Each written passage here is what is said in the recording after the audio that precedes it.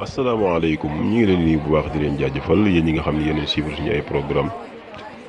tey nag benn vidéo lañ bëgg a indiwaat boo xam ni ñu ngi ko joyal jëmale ko ci Ousmane Sonko ak Mimi Touré rumeur boobu nga xam ni am na ay xibaar yu ko yëkkati wax ni Mimi Touré dafa bëgg fekki Ousmane Sonko Mimi Touré dafa bëgg a dem jaxasoo ji ak Ousmane Sonko ci wàllum politique. loolu nag jur na ay xalaat ay jàngat ay gis-gis yoo xam ne si wuute la ñeneen ñi gis nañ ko ni rafet. gis nañ ko ñu rafet ba pare rafetlu nañ ko gis nañ ni rafet na rafetlu nañ ko ñenn ñi gis nañ ni loolu noonu affaire bu ñaaw la ñaawlu nañ ko kon bëri na ay xalaatiin ci penc mi jur na daal débat boo xam si débat bu am solo la boo xam ni kenn ku nekk yaa ngi joxe sa xalaat yaa ngi joxe sa gis-gis yaa ngi argumenté li ngay wax yaa ngi wane ni sama gis-gis bi fii ak fii laa ko teg donc jot nañ ci am nag ay quelques éléments yoo xam ne si dinañ leen dégg suñu micro bu ko defee ñu wax ci seen xalaat suñ paree ñu sore indi ñun suñu xalaat personnel naka lañ jàngat ni mbir mi ak naka lañ ko gisee incha allah kon duñ def lu dul déglu éléments yi nga xam ne moom lañ ci am bismillah. man su ma doon conseil Ousmane Sonko su ma nekkoon conseil am tuuti naa trop peut-être. ñu ne ma dafa war a gisanteeg ñu amee tur dama naan na dem na fexe nu mu ko gisee nañ gis. ñoom ñaar daal ñooy seet li leer mooy Sonko moom lu koy gën a yokk doole moom lay wut te Mimi mi ngi ci tànki jàkkaarloog waa këram surtout nag ci question troisième mandat bokk na ci question yoo xam ne Mimi Touré moom xaw ma lu muy accepté mais du troisième mandat donc loolu da koy xeex wax na ko waxate ko ba mu leer donc alliance Mimi Sonko ak ñeneen pour man lu mën a nekk la et lu jaadu la parce que politique addition la. ku ci troisième mandat bi rek bloqué ko fa Sonko nekk ci geneen wet gi moom gérer tout le reste. loolu la Habib Sy bëgg ndax dafa bëgg Sonko ànd ak Mimi Touré ngir ñu xeex ak Macky Sall. Mimi Touré bis bu duggee def coalition ànd ak Ousmane Sonko di campagne pour jël réew mi man moom pare naa ci mbirum Ousmane Sonko. Du point de vue politique. Si Sonko mën na capter tous les frustrés de là-bas. Pour indi leen ici ça peut lui apporter un gain politique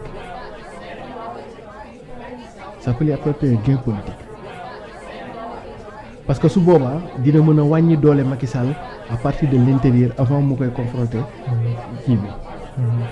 ba pare deuxièmement aussi Mimi day am intérêt ci Sonko parce que Mimi su bëggee xeex Macky amul appareil derrière pour mën koo xeex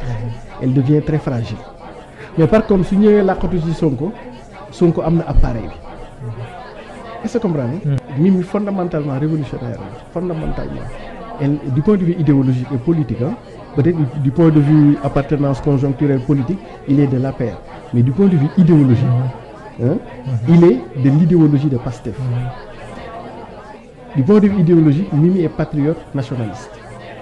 xam naa leen bu baax elle est révolutionnaire donc révolutionnaire ñoom Pastef ligne Pastef lañ gën a jege. léegi dañu nekk ci benn ultime bataille entre Macky Sall président Sonko. Maintenant au-delà des idéologies et de la politique il faut faire aussi le jeu des acteurs et en faisant le jeu la stratégie du jeu des acteurs Pastef gagnerait à travailler pour avoir en son sein des profils comme Mary Teuw Niane des profils comme Amadou le gars là Amadou bu nekkoon ambassadeur Amadou Wane des profils comme Mimi étant entendu que pour Mimi Touré ñëpp yàgg nañu seetaan ni Macky Sall da koy def lu ko naqari mu xëy suba def point de presse ne maa ngi ci Macky ba léegi nag tey nag moom il faut qu'elle se détermine comprendre je pense que tey jii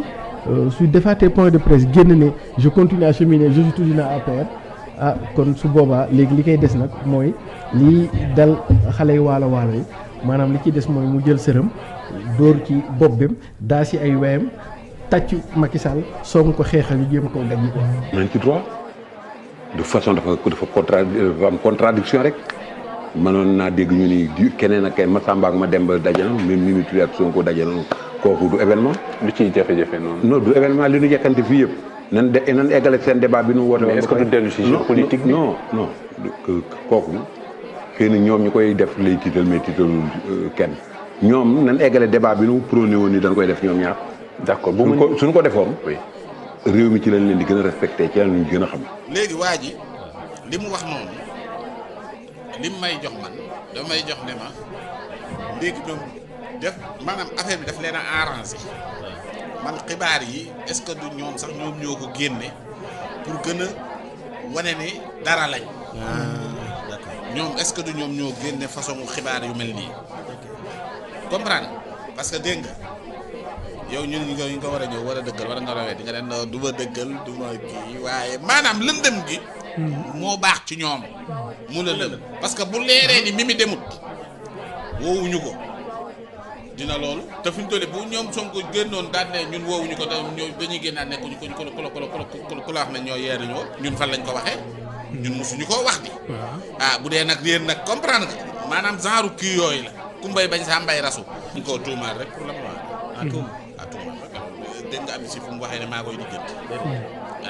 ab journal lekk bind journal yi xëy ñu bindal waa ji loo xamante ni bii xam nga ni dara du ci dëkk waaw donc léegi yow war ngaa wóoru journal yooyu di bind donc il faut que ñu tey ci yenn yi en tout cas le fait que daal waa ji waxut lu leer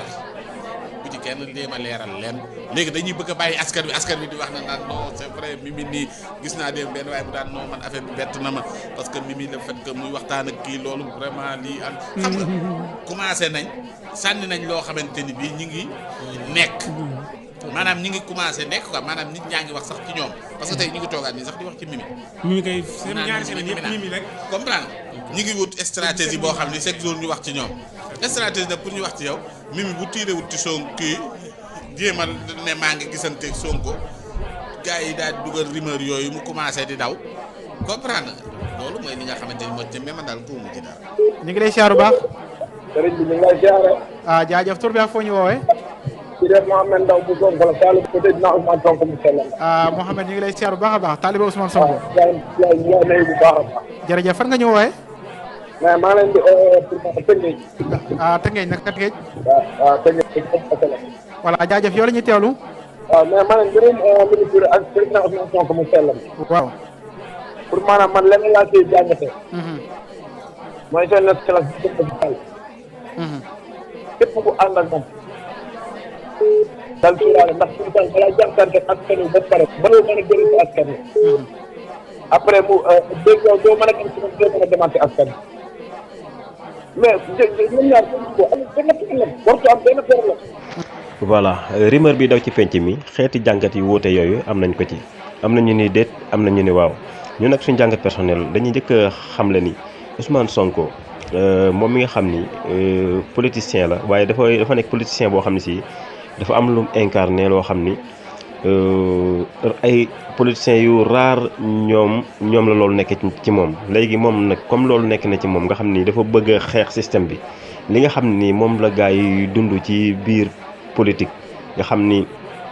politique gu fen politique gu wuruj politique gu sàcc politique gu randal politique gu détourner ay biens yëpp moom daf ko bëgg a xeex loolu mooy doxalinu politique am léegi moom est-ce que dafa war a jikkowoo noonu ba pare képp ku bëgg a dikk ànd ak moom mu dàq la ne la bëgguma ànd ak yow moom est-ce que ay nit la amal affaire wala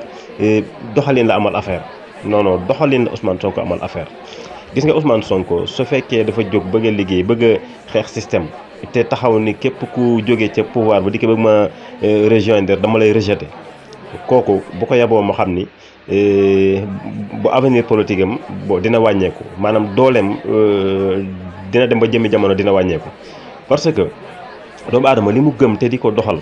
daf koy gëm te di ko doxal moom kay li mu war a xëntewoo ñu war ko digal war ko conseil mooy li nga gëm ba nit ñëpp topp la ci bul ko changer mukk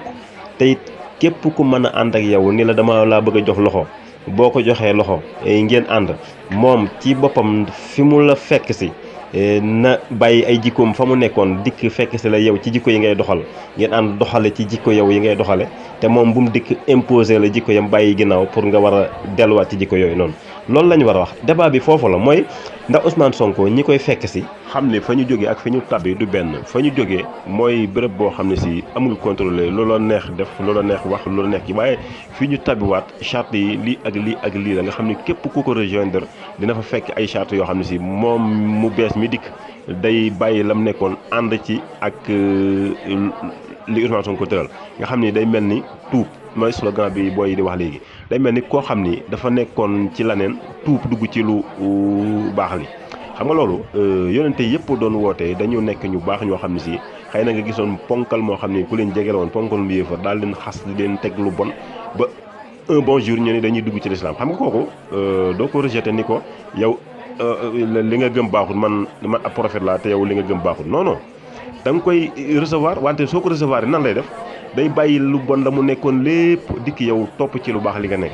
su ko defee da nga koy defar da nga koy soppi day soppeeku bu baax a baax bàyyi la mu gëmoon te kenn waru ko gëm la mu daan doxal te kenn waru ko doxal dikk ci lu baax li man nag foofu rek laa jàngatee mbirum Ousmane Sonko ak ñi mu recevoir en tout cas Ousmane Sonko moom bu àdduna soppeeku ba mu ne day bàyyi li mu gëm ak li muy xeex nii dem di fekki kaneen di fa soppi jikkoom waaye képp ku dikk ci moom ngir liggéey na ko xëcc ba pare kooku muy xëcc noonu égal ko li mu gëm imposé ko nga xam ne moom mu bees mi dikk ni Ousmane Sonko dund lay dund nga xam ne dañuy mujj ak am ay Sonko yu bëree bëri loolu nekkul contradiction ci Ousmane Sonko nekkul salteelul politique am yàqul benn programme politique am képp ku mën a ñoddi ci nguur gi na ko ñoddi ba pare mais nag na am code maanaam li mu gëm na ko codé bu mu ci maslaha bu mu ci may kenn lu toll ni tarfatal ayn parce que nag na gën a bàyyi xel nii loolu rek la ko nit ñi toppee projet bi nga xam ne si mi ngi koy woote te ñu gëm ko loolu lañ ko topp mais toppuñu ko leneen kon nag Ousmane na gën a góorgóorlu ci li nga xam ni moom la woo nit ñi ba nit ñi wuy si ko ci mu téye ko codé ko ba kenn du ci dugg wante nag dàqantewut ak képp ku bëgg a ànd ak moom liggéey ngir soppi kay dikk soppi lam nekkoon nekk ci lu Ousmane Sonko nekk gëm li Ousmane Sonko gëm na ko xëcc ngir mu dooleel ko parce que politique nag loolu la ay calcul ak tactique dong la donc Ousmane Sonko nag wéy ci programme boobu noonu li mu gëm tamit encore une fois bu ko kenn yàqal bu ko kenn soppil bu kenn dikki ci moom mu koy may benn xalaat ci li mu gëm naan ko teeñoo def nii loolu mbir la moo xam ne si c'est intouchable lu intouchable war a doon laneen li ci des nag programme kaw la mën nañ doxal képp kum yaakaar ne rek bu diggee dina ko may doole mën na koo xëcc